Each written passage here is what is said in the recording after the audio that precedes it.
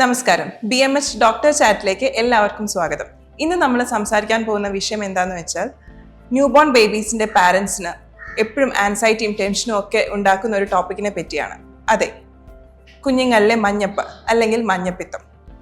കുഞ്ഞ് ജനിച്ച് ഏതാനും ദിവസങ്ങൾക്ക് ശേഷം അവരുടെ ശരീരങ്ങൾ കാണുന്ന മഞ്ഞപ്പ് എന്തായാലും അവർക്ക് ഒരുപാട് ടെൻഷൻ ഉണ്ടാക്കുന്ന ഒരു സംഭവം തന്നെയാണ്. അതിനെപ്പറ്റി അവർക്ക് ഒരുപാട് ടെൻഷൻസ് ഉണ്ടാവും, ഒരുപാട് ക്വസ്റ്റ്യൻസ് അവരുടെ മനസ്സിലുണ്ടാവും. ഇത് സീരിയസ് ആണോ, നോർമൽ ആണോ, ഡോക്ടറെ കാണിക്കേണ്ടതാണോ, ട്രീറ്റ്മെൻറ്റ് ആവശ്യമുള്ളതാണോ, അങ്ങനെ ഒരുപാട് സംശയങ്ങൾ. ഇന്ന് ഈ സംശയങ്ങളെല്ലാം നമുക്ക് തീർത്തു തരാൻ ഇന്ന് നമ്മുടെ കൂടെ ഉള്ളത് ബേബി മെമ്മോറിയൽ ഹോസ്പിറ്റൽ തൊടുപുഴയിലെ consultant in neonatology and paediatrics doctor Ajay കുമാറാണ്. Welcome sir. നമസ്കാരം സർ. ആദ്യം തന്നെ ചോദിച്ചോട്ടെ, എന്താണ് കുഞ്ഞുങ്ങളിലെ മഞ്ഞപ്പിത്തം? കുഞ്ഞുങ്ങളുടെ ശരീരത്തിൽ ഉണ്ടാകുന്ന ഒരു നോർമൽ പ്രതിഭാസമാണ് മഞ്ഞ എന്ന് പറയുന്നത്. അത് നമുക്ക് തന്നെയാണ് നമ്മൾ ഫിസിയോളജിക്കൽ ജോണ്ടിസ് എന്ന് വിളിക്കുന്നത്.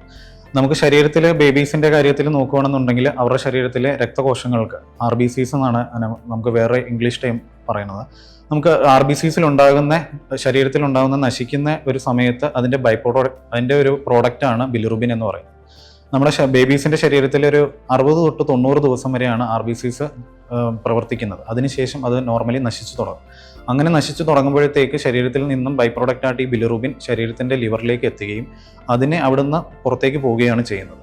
അപ്പോൾ ബേബീസിൻ്റെ ശരീരത്തിൽ ആ ഒരു ലിവറിൻ്റെ മെച്യൂരിറ്റി കുറവായതിനാൽ അവർക്ക് താങ്ങാവുന്നതിനപ്പുറം ശരീരത്തിൽ RBCs നശിച്ചുകൊണ്ടിരിക്കുമ്പോഴത്തേക്ക് അവർക്ക് ശരീരത്തിൽ നിന്നും മഞ്ഞപ്പ് കൂടുതലായിട്ട് നമുക്ക് ശരീരത്തിൽ കാണപ്പെടുന്നതാണ്. ഇതിനെയാണ് നമ്മൾ ഫിസിയോളജിക്കൽ ജോണ്ടിസ് എന്ന് നമ്മൾ വിളിക്കുന്നത്. ഇത് കോമൺ ആയിട്ടുള്ള ഒരു കാര്യമാണോ, പേടിക്കേണ്ടതുണ്ടോ? ഇത് കോമൺ ആയിട്ടുള്ളൊരു കാര്യമാണ്. ബേബീസിൻ്റെ കാര്യം വെച്ച് നോക്കുമ്പോഴത്തേക്ക് നമുക്ക് പൂർണ്ണ വളർച്ച വന്ന ബേബീസ് ആണെന്നുണ്ടെങ്കിൽ പോലും അവർക്കൊരു 80% കേസുകളിലും കാണുന്നുണ്ട്. നമുക്ക് ഒരു മാസം തികയാതെ ജനിക്കുന്ന കുട്ടികൾക്കും ഇത് നിലവിൽ കാണുന്നുണ്ട്. പക്ഷേ ഇതിൽ നമുക്കൊരു 10 തൊട്ട് 20% മാത്രമേ നമുക്ക് ബുദ്ധിമുട്ടുണ്ടാക്കുന്ന രീതിയിൽ മഞ്ഞപ്പ് ഉണ്ടാകാറുള്ളൂ. എന്തൊക്കെയാണ് ഇതിൻ്റെ സിംറ്റംസ്? ഇതിൻ്റെ സിംറ്റംസ് എന്ന് പറയുന്നത് നമുക്ക് ശരീരത്തിൽ കാണുന്ന മഞ്ഞപ്പ് തന്നെയാണ്. ബേബീസിൻ്റെ കാര്യം നമുക്ക് നോക്കുമ്പോൾ ബേബീസിൻ്റെ ഫേസിൽ നിന്നാണ് ഇത് ആദ്യമായി കാണുന്നത്. മിക്ക പേരൻസും അവർ ശ്രദ്ധയിൽപ്പെടുന്നത് ബേബീസിൻ്റെ കണ്ണുകളിലാണ്. അത് പതുക്കെ അത് താഴേക്ക് പ്രോഗ്രസ് ചെയ്യും. ശരീരത്തിൻ്റെ ഭാഗത്ത് തലയിൽ നിന്ന് തുടങ്ങി, ഫേസിൽ നിന്ന് തുടങ്ങി അത് പിന്നെ ചെസ്റ്റിൻ്റെ ഭാഗത്തേക്ക് വന്ന് അബ്ഡോമനിലേക്ക് വന്ന് പിന്നെ കാലിലേക്കായി അങ്ങനെയാണ് പ്രോഗ്രസ് ചെയ്യുന്നത്. സർ, എന്തൊക്കെയാണ് ഇതിന്റെ റിസ്ക് ഫാക്ടേഴ്സ്? ബേബീസിന് ഉണ്ടാകുന്ന റിസ്ക് ഫാക്ടേഴ്സ് നമുക്ക് നോക്കേണ്ടതായിട്ട് ബേബി ജനിച്ച സമയം, മാസം തികഞ്ഞാണോ ജനിച്ചിരിക്കുന്നത്, ഡെലിവറി ഡേറ്റിന് അടുത്ത് ജനിച്ച ബേബീസ് ആണോ, പിന്നെ ബേബീസിൻ്റെ കാര്യം നമുക്ക് എക്സ്ട്രാ ആയിട്ടും മദറിൻ്റെ കാര്യവും നമ്മൾ നോക്കുന്നുണ്ട്. അമ്മയുടെ ബ്ലഡ് ഗ്രൂപ്പ് എന്താണെന്നുള്ളത്, പിന്നെ ബേബിയുടെ ബ്ലഡ് ഗ്രൂപ്പ് എന്താണെന്നുള്ളത് നമ്മൾ നോക്കുന്നുണ്ട്. പിന്നെ ബേബിക്ക് എന്തെങ്കിലും ബുദ്ധിമുട്ടായിട്ട് നമ്മൾ ICUലായിട്ട് അഡ്മിറ്റ് ആയിട്ടുള്ള ബേബീസ്, ICUവിൽ നമുക്ക് ഒരുപാട് ദിവസം അഡ്മിറ്റായ ബേബീസ്, ചിലപ്പോൾ വെന്റിലേറ്ററിലുള്ള ബേബീസ്, നമുക്ക് ഇൻഫെക്ഷന് കാര്യങ്ങളുള്ള ബേബി, തൈറോയിഡിന് പ്രോബ്ലം ഉള്ള ബേബീസ്, ഇതെല്ലാം നമുക്ക് റിസ്ക് ഫാക്ടേഴ്സ് ആയിട്ടുണ്ട്. അമ്മയുടെ ബ്ലഡ് ഗ്രൂപ്പിൻ്റെ കാര്യം ഞാൻ പറഞ്ഞതുപോലെ നമുക്ക് അമ്മയുടെ ബ്ലഡ് ഗ്രൂപ്പ് ഇപ്പം O പോസിറ്റീവ് ആണ്. നമുക്ക് ബേബിയുടേത് AO BO, അതിനെ ABO ഇൻകോമ്പാക്റ്റബിലിറ്റി എന്ന് വിളിക്കും. അതിൽ എന്തെങ്കിലും ബുദ്ധിമുട്ടോ കാര്യങ്ങളോ ഉണ്ടെങ്കിൽ പിന്നീട് നമുക്ക് RH നെഗറ്റീവ് പ്രഗ്നൻസിയിൽ തന്നെ നമുക്ക് അമ്മയ്ക്ക് നെഗറ്റീവ് ബ്ലഡ് ഗ്രൂപ്പും കുട്ടിക്ക് പോസിറ്റീവ് ബ്ലഡ് ഗ്രൂപ്പും, ഇതിലും എന്തെങ്കിലും ബുദ്ധിമുട്ടായിട്ട് നമുക്ക് മഞ്ഞപ്പ് ഉണ്ടാകാനുള്ള റിസ്ക് ഫാക്ടേഴ്സ് ആയിട്ട് നമുക്ക് കണക്കിലെടുക്കുന്നുണ്ട്. നമുക്ക് എങ്ങനെയാണ് ഈ മഞ്ഞപ്പ് കണ്ടുപിടിക്കാൻ പറ്റുക? എന്തെങ്കിലും ടെസ്റ്റുകളുണ്ടോ? മഞ്ഞപ്പ് നമുക്ക് ശരീരത്തിൽ കണ്ടുപിടിക്കാൻ പറ്റുന്ന സിമ്പിളായിട്ടുള്ള ടെക്നിക്ക് തൊട്ട് നോക്കി തന്നെയാണ്. പക്ഷേ എന്നാൽ നമുക്ക് കൃത്യമായ വാല്യൂ നമുക്ക് അറിയണം. അതിനുവേണ്ടി നമുക്ക് ബ്ലഡ് ടെസ്റ്റ് തന്നെ നമുക്ക് ചെയ്ത് നോക്കണം.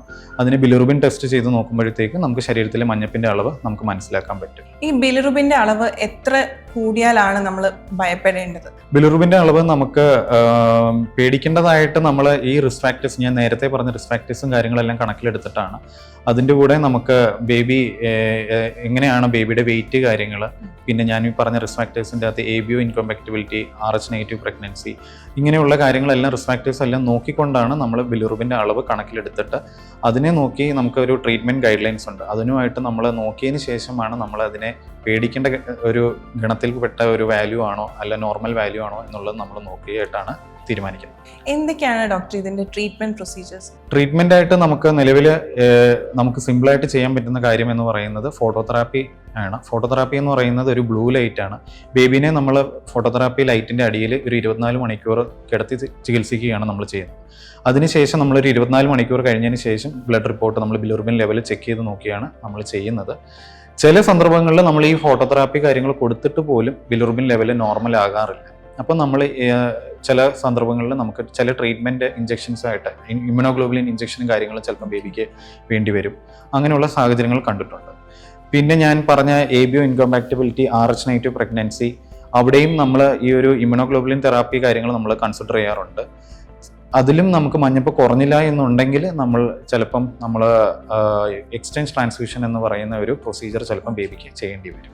ഇത് ടൈം കൺസ്യൂമിങ് ആയിട്ടുള്ളൊരു പ്രോസസ് ആണോ? ലൈക്ക് പേഷ്യൻ്റ് അഡ്മിഷൻ ആവേണ്ട ആവശ്യമുണ്ടോ? ഡേ കെയർ അഡ്മിഷൻ മതിയോ? ഇതിൽ ഡേ കെയർ അഡ്മിഷനായിട്ട് നമുക്ക് നിലവിൽ അങ്ങനെ ഒരു സാഹചര്യം നമുക്ക് ഈ ഒരു സിറ്റുവേഷൻ കൊടുക്കാൻ പറ്റില്ല. ടൈം കൺസ്യൂമിങ് എന്ന് പറയുന്നത് നമ്മൾ ലൈറ്റ് കൊടുത്തു കഴിഞ്ഞ് കഴിഞ്ഞാൽ, ഫോട്ടോതെറാപ്പി ലൈറ്റ് കൊടുത്തു കഴിഞ്ഞ് കഴിഞ്ഞാൽ നമുക്കൊരു 24 മണിക്കൂറെങ്കിലും ബേബിക്ക് മിനിമം കിട്ടണം. അതിനുശേഷമാണ് നമ്മൾ റിപ്പീറ്റ് ചെയ്ത് നോക്കുന്നത്. അതിലൂടെ നമുക്ക് കുറയുകയാണെന്നുണ്ടെങ്കിൽ നമുക്ക് അതിനനുസരിച്ച് തീരുമാനം എടുത്ത്, ഞാൻ ഈ നേരത്തെ പറഞ്ഞ ഗൈഡ് ലൈൻസും കാര്യങ്ങളോടെ നോക്കി കുട്ടിയുടെ കണ്ടീഷനും നോക്കിയിട്ട് നമ്മൾ തീരുമാനം എടുത്ത് നമ്മൾ വീട്ടിലേക്ക് വിടാനായിരിക്കും പ്ലാൻ ചെയ്യുന്നത്. ഓക്കെ, ഞാൻ കേട്ടിട്ടുണ്ട് ചിലപ്പോൾ ഫോട്ടോതെറാപ്പി ചെയ്ത് 2-3 ആഴ്ചകൾക്ക് ശേഷം വീണ്ടും മഞ്ഞപ്പ് തിരികെ വരുന്നു. അതിനുള്ള പോസിബിലിറ്റി ഉണ്ടോ? അങ്ങനെയുള്ള കണ്ടീഷൻസും നമ്മൾ കണ്ടിട്ടുണ്ട്. അതിനെ നമ്മൾ ബ്രസ്റ്റ് മിൽക്ക് ജോണ്ടിസ് എന്ന് വിളിക്കും. അപ്പം അത് ശരിക്കും പറഞ്ഞാൽ അമ്മയിൽ നിന്നുള്ള കുട്ടിക്ക് പാല് കിട്ടുമ്പോൾ ആ പാലിൻ്റെ അകത്തുള്ള കുറച്ച് പദാർത്ഥങ്ങൾ കുട്ടിയുടെ ശരീരത്തിൽ മഞ്ഞപ്പ് ഉണ്ടാക്കാനുള്ള ചാൻസ് ഉണ്ട്. അങ്ങനെ ഉണ്ടാവുകയാണെന്നുണ്ടെങ്കിൽ നമുക്ക് ബ്രസ്റ്റ് മിൽക്ക് ജോണ്ടിസ് എന്ന് വിളിക്കും. അതിന് പ്രത്യേകിച്ച് ട്രീറ്റ്മെൻറ്റും കാര്യങ്ങളൊന്നുമില്ല. ശരീരത്തിൽ നമ്മൾ ചിലപ്പം അമ്മയുടെ പാല് തന്നെ 1-2 ദിവസത്തേക്ക് നിർത്തി വെച്ചാൽ തന്നെ ചിലപ്പം ഇത് തനിയെ അങ്ങ് നോർമലാകാൻ ചാൻസസ് ഉണ്ട്. അത് കൂടാണ്ട് വരുന്ന ജോണ്ടിസ്, അതിനെ നമ്മൾ പത്തോളജിക്കൽ ജോണ്ടിസ് എന്ന് വിളിക്കും. അങ്ങനെ വരുന്ന കണ്ടീഷൻ ആണെന്നുണ്ടെങ്കിൽ നമുക്ക് ഡീറ്റെയിൽഡ് ഇവാലുവേഷനും കാര്യങ്ങളും നമുക്ക് ഹോസ്പിറ്റലിൽ തന്നെ കുട്ടിക്ക് ചെയ്തേ പറ്റും. അതിന് കാരണം എന്താണെന്ന് ചോദിച്ചാൽ മിക്കവാറും കുട്ടിയുടെ ലിവർ സംബന്ധമായിട്ടുള്ള എന്തെങ്കിലും പ്രോബ്ലംസ് ആവാനാണ് ചാൻസ്. അവിടെ ഞാൻ പറഞ്ഞ കണക്ക് കുട്ടിക്ക് ശരീരത്തിൽ മഞ്ഞപ്പ് റെഗുലേറ്റ് ചെയ്ത് പുറത്തേക്ക് മാറ്റാൻ പറ്റാത്തൊരു സാഹചര്യം വരുമ്പോഴാണ് ഇത് പെർസിസ്റ്റൻ്റ് ആയിട്ട് ശരീരത്തിൽ ഈ മഞ്ഞപ്പിൻ്റെ ലെവൽ നിലകൊള്ളുന്നത്. അങ്ങനെ നിൽക്കുന്ന ഒരു സിറ്റുവേഷൻ ആണെന്നുണ്ടെങ്കിൽ നമ്മൾ ശരീരത്തിൽ ഇതിൻ്റെ അളവ് കാര്യങ്ങൾ കണ്ടെത്തി ഇതിൻ്റെ ട്രീറ്റ്മെൻറ്റും കാര്യങ്ങളും ഡീറ്റെയിൽഡ് ഇവാലുവേഷനും നമുക്ക് കുട്ടിക്ക് വേണം. പിന്നെ സർ, ഞാൻ പണ്ട് തൊട്ടേ കേട്ടിട്ടുള്ള ഒരു കാര്യമാണ് ഈ കുഞ്ഞുങ്ങളെ, ഇപ്പൊ ജനിച്ച കുഞ്ഞുങ്ങളെ ഇളം വെയിൽ കൊള്ളിക്കുക എന്നുള്ളത്. അതായത് ഒരു 7 മണി 8 മണിക്കുള്ളിലുള്ള വെയിൽ കൊള്ളിച്ചാൽ മഞ്ഞപ്പ് മാറും. ഇതിൽ എന്തെങ്കിലും സത്യാവസ്ഥയുണ്ടോ? അത് ശരിക്കും ഒരു മിത്ത് മാത്രമാണ്. നമുക്ക് സൺലൈറ്റിൽ നിന്ന് ബേബിക്ക് വൈറ്റമിൻ D3യുടെ സപ്പോർട്ട് മാത്രമേ കിട്ടുന്നുള്ളൂ. കുട്ടിക്ക് മഞ്ഞപ്പ് ഉണ്ടായി കഴിഞ്ഞ് കഴിഞ്ഞാൽ ബേബിക്ക് നമുക്ക് ഫോട്ടോതെറാപ്പി തന്നെയാണ് ചികിത്സാ രീതി. അവിടെ നമുക്ക് ഫോട്ടോതെറാപ്പി കൊടുത്ത് ഒരു 24 മണിക്കൂർ കഴിഞ്ഞ് ബ്ലഡ് ചെയ്ത് നോക്കുമ്പോഴത്തേക്ക് നമുക്ക് ശരീരത്തിൽ കുറയുന്നുണ്ടോ ഇല്ലേ എന്നുള്ളത് നമുക്ക് നോക്കേണ്ടതായിട്ടുണ്ട്. Thank you so much doctor. നമുക്ക് ഇത്രയും ഇമ്പോർട്ടൻ്റ് ആയിട്ടുള്ള ഒരു കാര്യം വളരെ സിമ്പിൾ ആയിട്ട് നമുക്ക് പറഞ്ഞു തന്നതിന് thank you so much. Thank you. ഇനി മാതാപിതാക്കളോടാണ്. കുഞ്ഞുങ്ങളിൽ ഒരു ചെറിയ മാറ്റം പോലും കണ്ടാൽ അത് അവഗണിക്കാതെ ഉടനെ തന്നെ ഡോക്ടറെ കാണുക. കുഞ്ഞുങ്ങളിലെ ജോണ്ടിസ് ചിലപ്പോൾ നോർമൽ ആയിരിക്കാം, പക്ഷേ ശരിയായ സമയത്ത് കൃത്യമായ ട്രീറ്റ്മെന്റ് അത് കുഞ്ഞിന്റെ ആരോഗ്യത്തിന് അത്യാവശ്യമാണ്. ഇനിയും നിങ്ങളുടെ മുന്നിൽ ഇതുപോലെ യൂസ്ഫുൾ ആയ ടോപ്പിക്സുമായിട്ട് ഞങ്ങൾ എത്തുന്നതായിരിക്കും. Till then it's Aishwarya signing of.